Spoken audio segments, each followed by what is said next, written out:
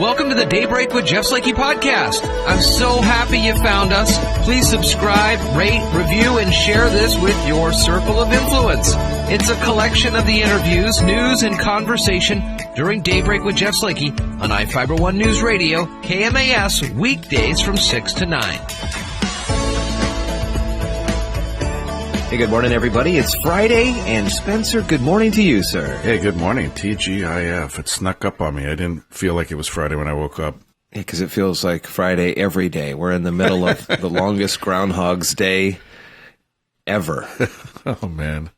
You got that right. Today on the show, Dr. Alex Apostle will learn about Toastmasters, the Shelton Toastmasters, in our nonprofit news segment presented by Peninsula Credit Union. We'll find out also who's deserving for dinner today. I hand-delivered one yesterday, and it was great to see the lady's face as I handed her the note, and I said, I went into the office where she was because I knew that would be the best way to do this, and so I yelled out her name, and I said, "Hey, it's Jeff from the radio station. Here you go. Sounds like you're doing good in the community." And I handed her the note, and that was it. And so she opened it and read it and saw the strip gift card, and so that was cool. I mailed the 4 others, so they should be showing up today or tomorrow. That's awesome. And again, we've got a bunch more of these, so keep sending in those wonderful nominations for sure. Yeah, fun. Mason contest. County Public Health was notified. It's been a great contest. A great one. Mason County Public Health was notified of 3 additional Mason County residents that tested positive for COVID-19, bringing the total to 59 positive cases in the county. 1 case is a contact of a previous positive case. The 2 others are contacts of positive cases out of state. Mason County Public Health is continuing contact interviews. The patients, a male in his 20s, a female in her 50s, and a male in his 60s, are currently isolating at home. Washington Governor Jay Inslee says President Donald Trump's comments earlier this week pressuring governors to open the schools in the fall were hogwash, and he said the state will not be bullied into making potentially unsafe decisions during the ongoing coronavirus pandemic. Trump has argued that some states are keeping schools closed not because of the risks from COVID-19, but for political reasons, and he threatened to hold back federal money if school districts didn't bring back students in the fall. Inslee said that he is meeting with State School Superintendent Chris Reichel next week to discuss how schools will approach fall instruction. And I talked to Dr. Apostle today a little bit about that. I'll talk to Dr. Apostle a little bit about this, ask him about how the pressure from the feds and from the president could be impacting that reopening. Employment Security Department Commissioner Susie Levine says that just under 35,000 people are waiting for resolutions to their claims for unemployment benefits, and that questions around their claims should be resolved by the end of the month. More than 1.2 million people have filed claims for unemployment since early March when the pandemic began. More than 883,000 people who filed initial claims have been paid. To date, the state has paid out more than $7.2 billion in benefits, 2/3 of which, though, is the federal money that is providing the unemployed with an additional $600 a week on top of the state's weekly maximum benefit of up to $790. That federal program, though, is set to expire at the end of the month. And we've talked on the show, Spencer, that there doesn't seem to be, at least right now, the HEROES Act passed through the House, and it is in the Senate in the hopper there. And so they're waiting on Senator Mitch McConnell, the majority leader there in the Senate, to do something with it or not do something with it. It doesn't seem like there's a lot of appetite to continue on that $600 a week assistance. But we'll see what happens as these numbers continue to seem to rise throughout the rest of the country. Yeah, no, absolutely. We'll keep our eyes on that. A rare collection of previously unissued recordings by legendary jazz saxophonist Cannonball Adderley is becoming more accessible thanks to 2 small jazz labels. Vancouver, Canada-based Cellar music groups Imprint Reel to Reel and New York distributor LA Reserve Records are scheduled Friday to release a digital version of Adderley performing at Seattle's Penthouse Jazz Club. Cannonball Adderley Swinging in Seattle Live at the Penthouse features the Jazz Greats Quintet captured live on radio in 1966 and 1967 over 4 performances. A previous version of the collection was released in 2018 on a limited vinyl edition. That sounds really cool. That is cool. The other thing, too, is that a couple weeks ago now, Guinness we told you that Guinness made it official that we got the record for the largest display of illuminated Christmas trees with 797. Well, we've posted the photo of the certificate, and you can read more on that at ifiber1newsradio.com. Again, today on the show, Dr. Alex Apostle will learn about the Shelton Toastmasters in our nonprofit news segment presented by Peninsula Credit Union. And coming up after the weather, we'll find out who's deserving for dinner. It's all coming up on this Friday. It's Daybreak. From the iFiber One News Radio studios, you're listening to Daybreak. Now we continue on here this morning on a Friday at AM 1030 and FM 1033. Spencer, good morning. Hey, good morning. Happy Friday. Yes, sir. We are going to find out now a couple more folks who are deserving for dinner in this great...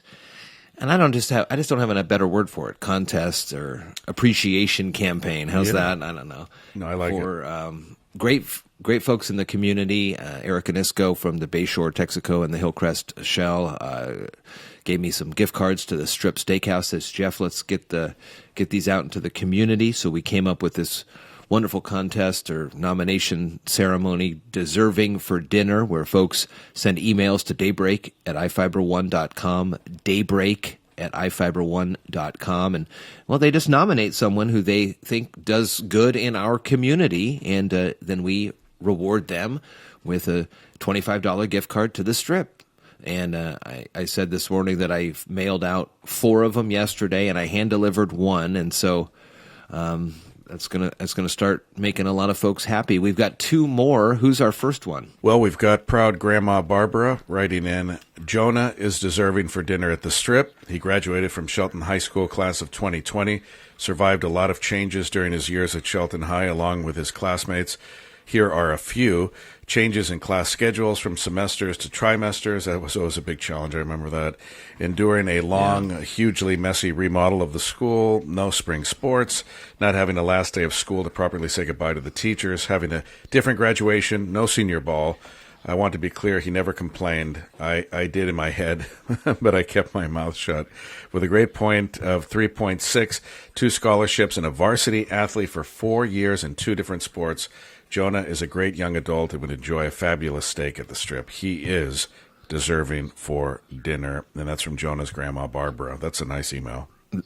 That is a nice one. I know Jonah is quite the golfer. I'm pretty sure that's one of those scholarships that he got there. And I was up at the Alderbrook golf course yesterday playing around with my buddy Chris. And I saw Jonah up there, and he was working, I think, at the working around, doing stuff, getting, making some extra scratch after school and continuing that great sport of golf. And yeah, that's cool. That's a good one. That's good. That's a good one, Barb. Thank you for that.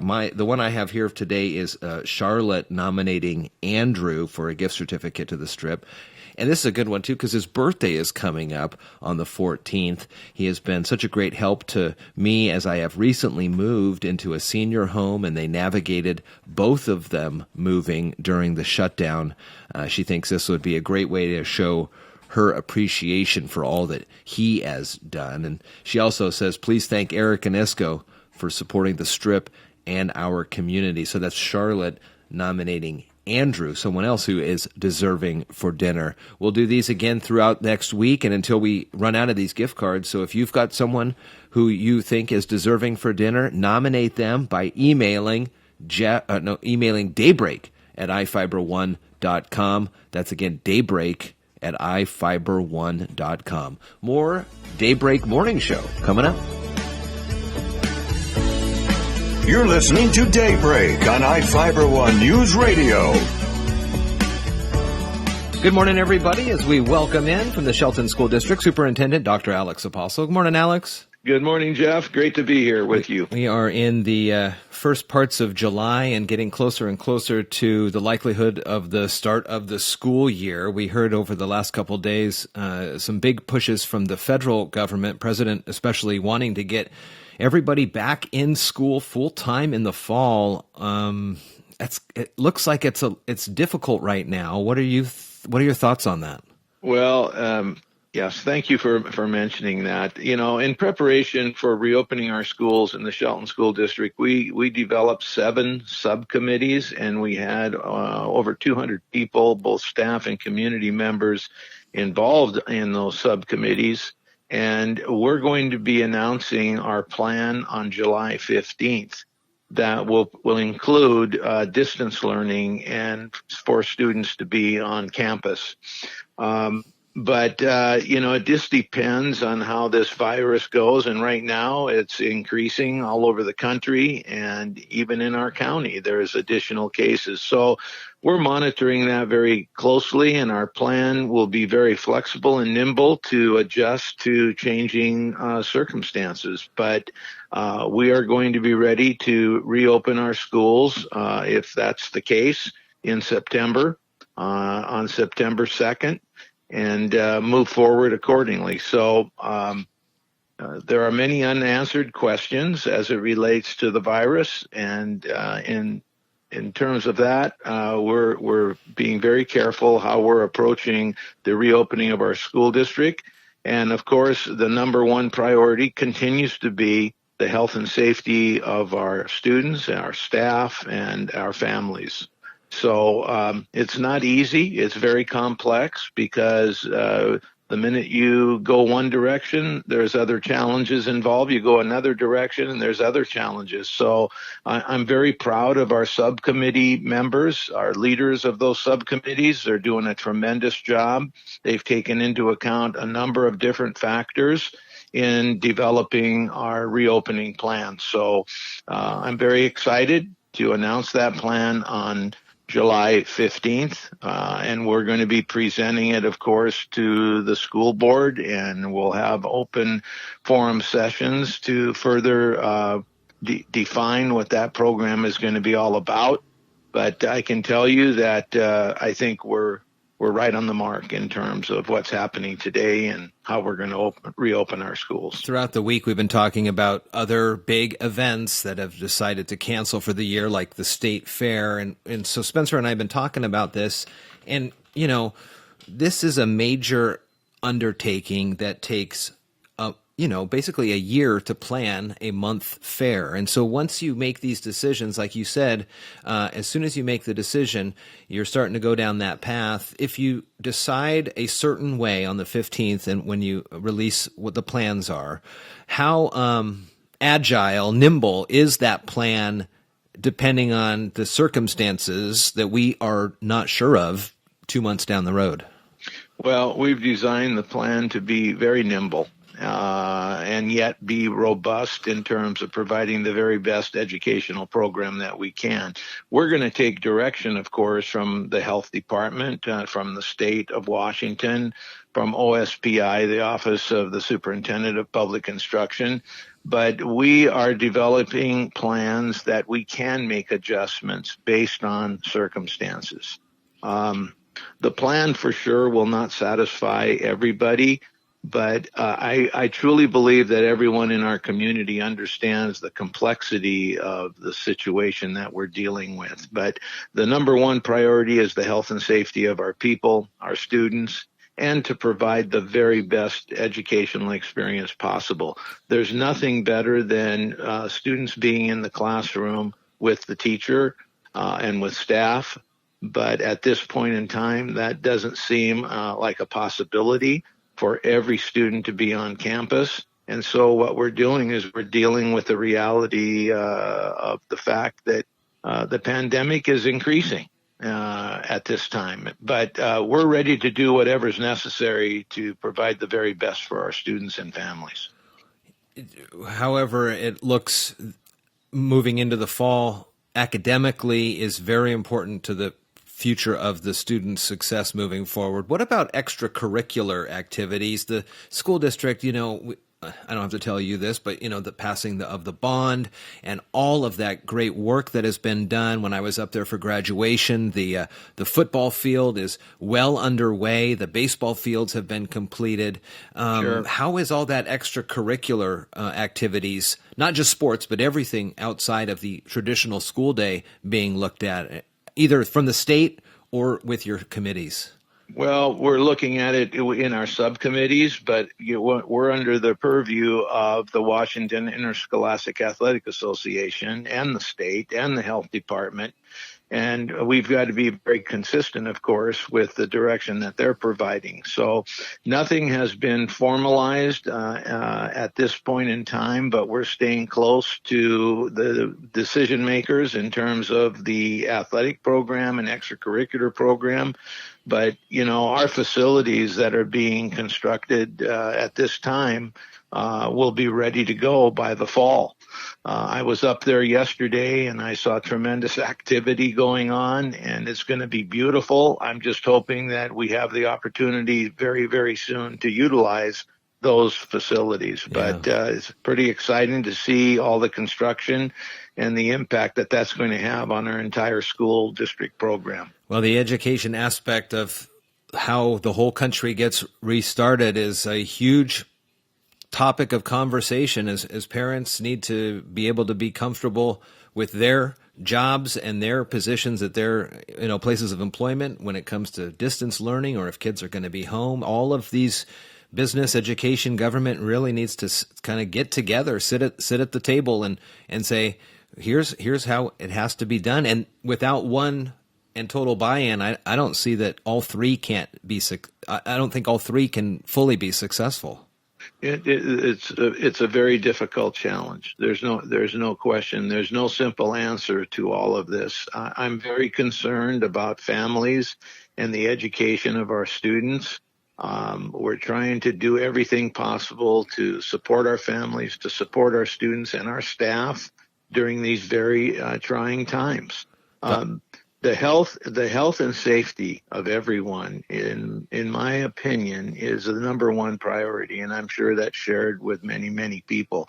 But at the same time, I worry about the educational experience of our students and what's going on when they're not in school each and every day. That's a real concern of mine and many others. Our students are falling behind when they're not in school and getting their education.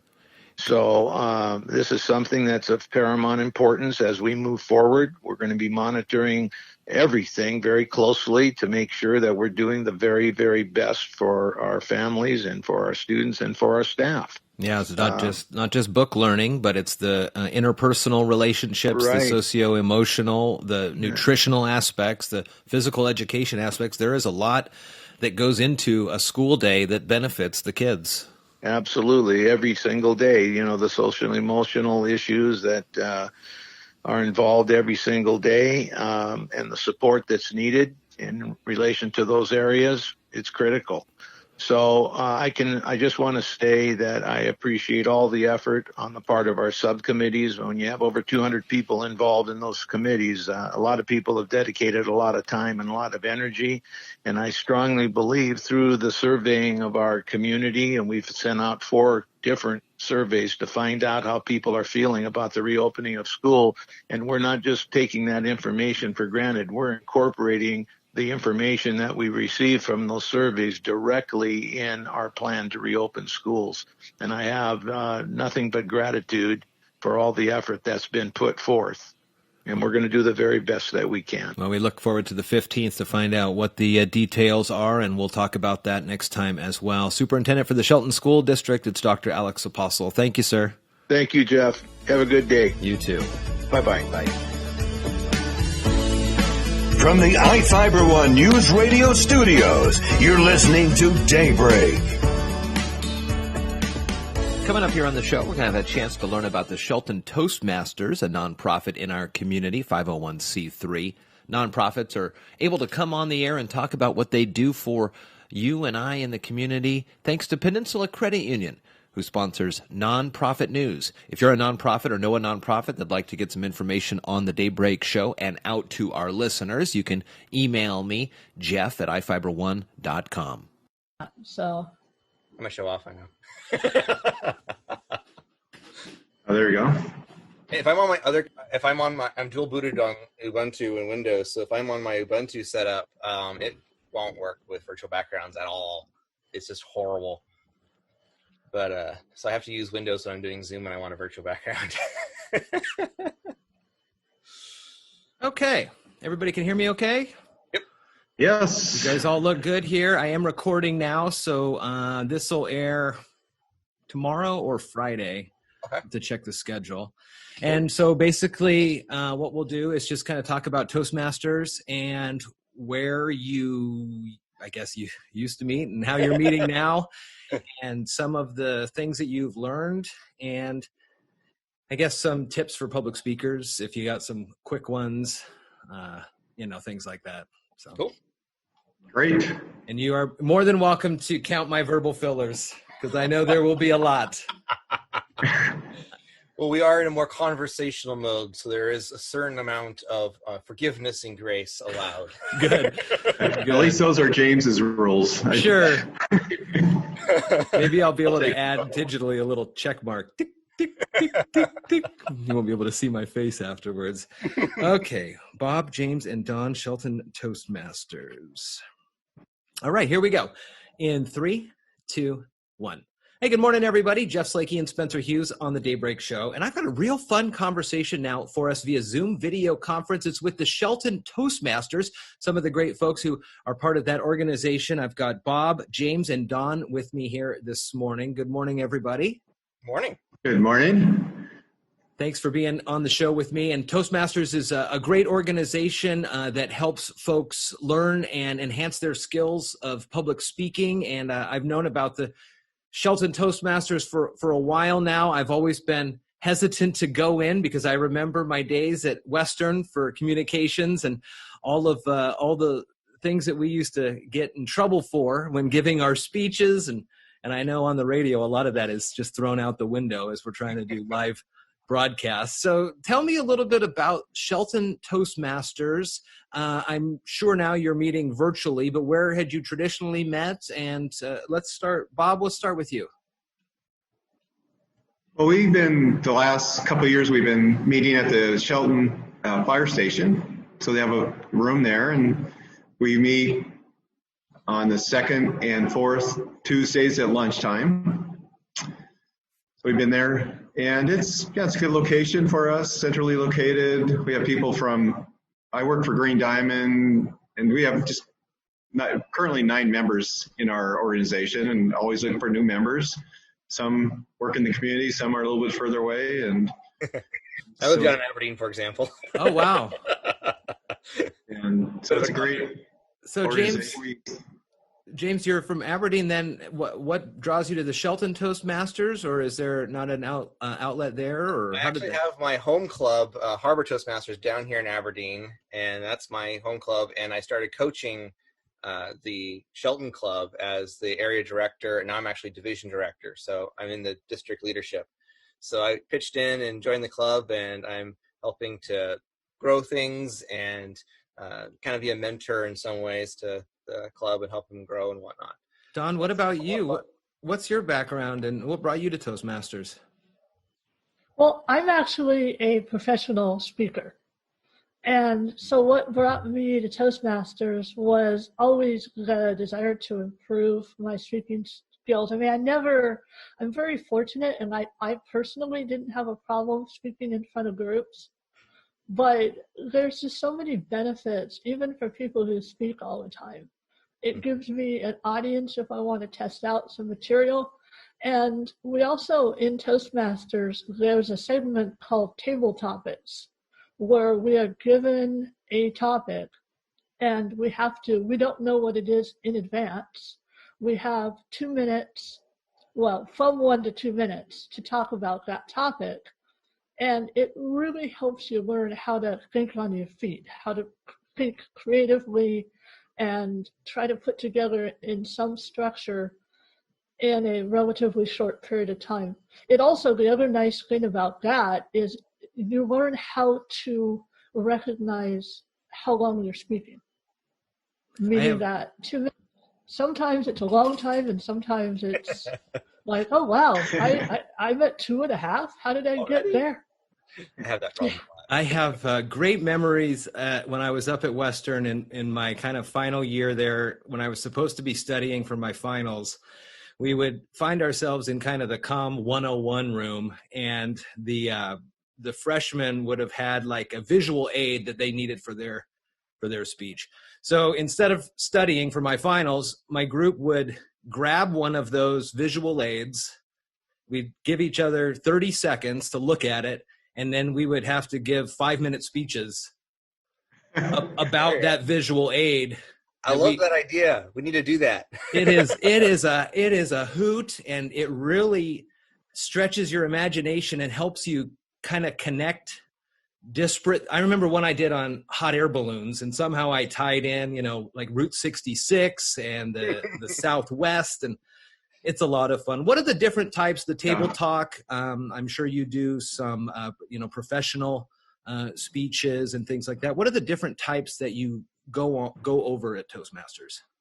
We have a lot of varieties because it is in many ways you go at your own pace and you set your own topics. So like Dawn was saying, if she has a speech that she's going to be doing, professionally, she can take whatever that speech is, and there's going to be some particular project in the Toastmasters curriculum called Pathways that it'll fit in with, and she'll be able to actually get credit in the Toastmasters education program for practicing a speech that she's giving professionally.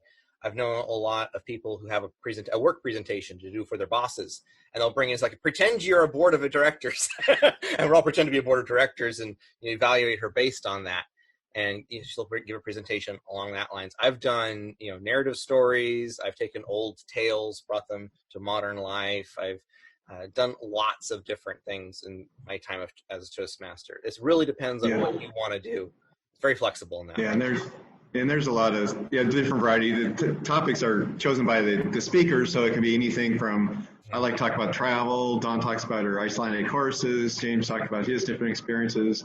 I have lots and then we emphasize different things during those. Like there's sometimes you're supposed to be humorous, or you're supposed to work on your voice, or you're supposed to work on your physical hands and that gestures, how that works. So there's different things you focus on. And then at every meeting, when you speak, you get an evaluation too. So there's somebody that comes up in the club and gives you their evaluation of your speech. So it's it's not only you speaking, but you get feedback, and you have to give feedback too. So you have to listen effectively and be prepared to give other people feedback. So it's really a collaborative, kind of a safe learning environment for all of us.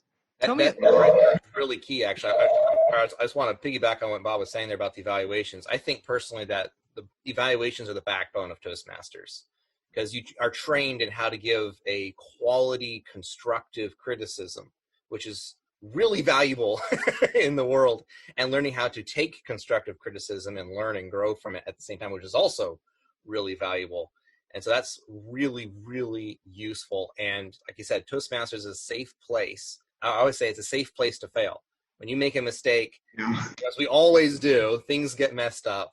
And this is a place where you can learn and grow and pick up, instead of, giving a horrible presentation in front of your boss. You can give a horrible presentation in front of us, and we'll help you make it better. So for me, I think the impromptu speaking, like Don was talking about, and the evaluation are probably the things I use almost every day. So getting up and giving a speech, you do that periodically, but the other tools are things I use every day, like I was saying. You talk about different pathways and the programs there. So it's a group structure. Talk to me a little bit about how that all works. Are there dues, and then the dues go to more learning, or how does that work? It's not just a group of folks that are Toastmasters. It's a organization, a 501c3, right? Nonprofit organization. Yep. Global.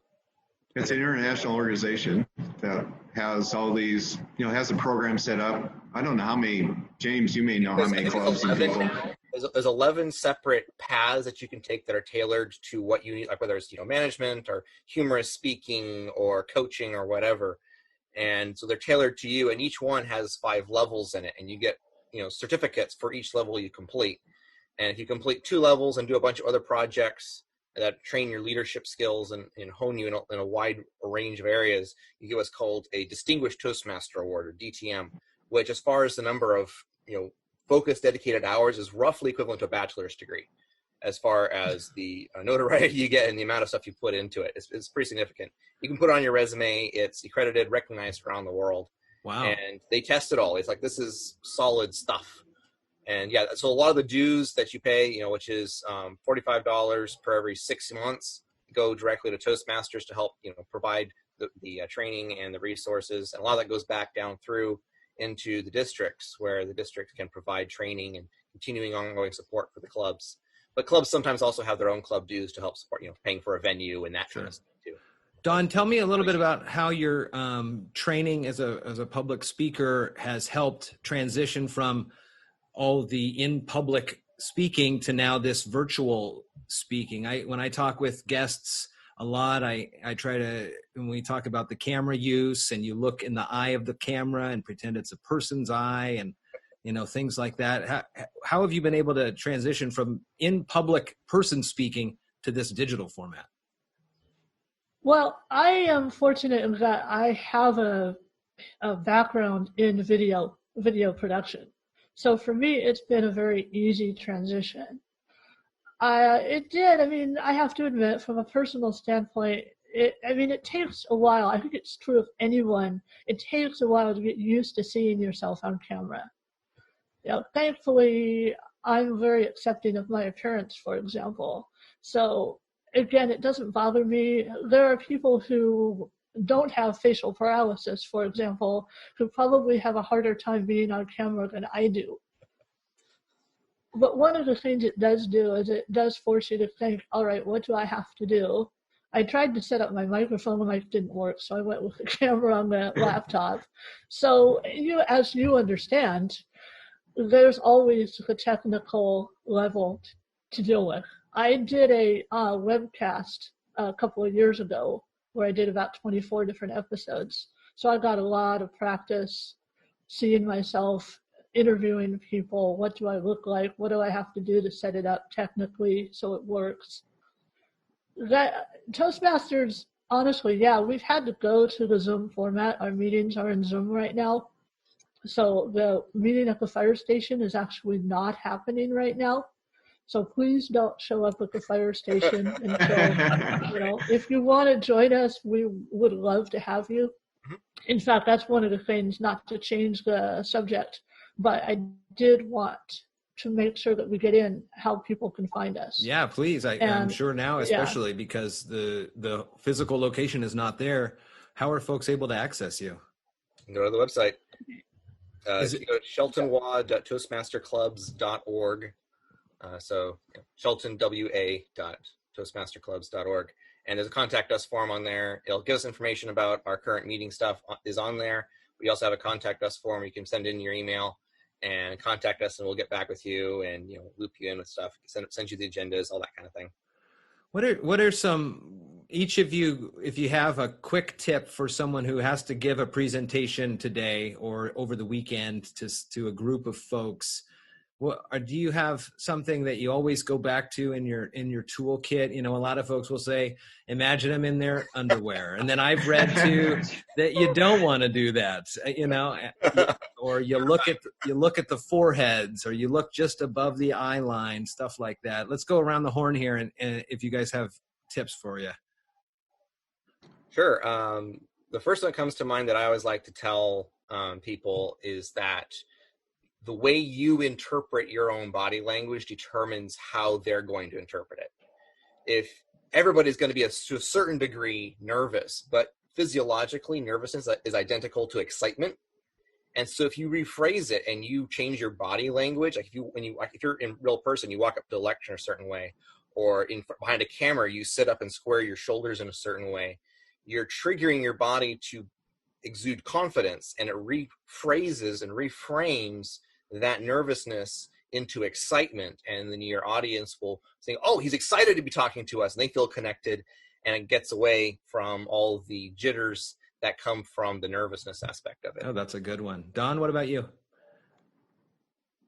Well, probably, like I say, I never had to deal much with the fear of being in front of people, and I know that I'm in the minority. That's like a number one fear for people. However, for me, probably the biggest tip is be prepared. Because if you know your material and you're comfortable with your material, it's going to be a lot easier to convey that. If you're worried about how people are going to react, if you're worried about remembering what it is you're supposed to be saying, that is going to just add to the potential of freezing up. I mean, I actually did a TEDx talk, and that was my number one biggest fear, is that I was going to forget like halfway through, because you're in front of a live audience. Mm-hmm. It's not like, oh, excuse me, let me go check my notes. That just doesn't work.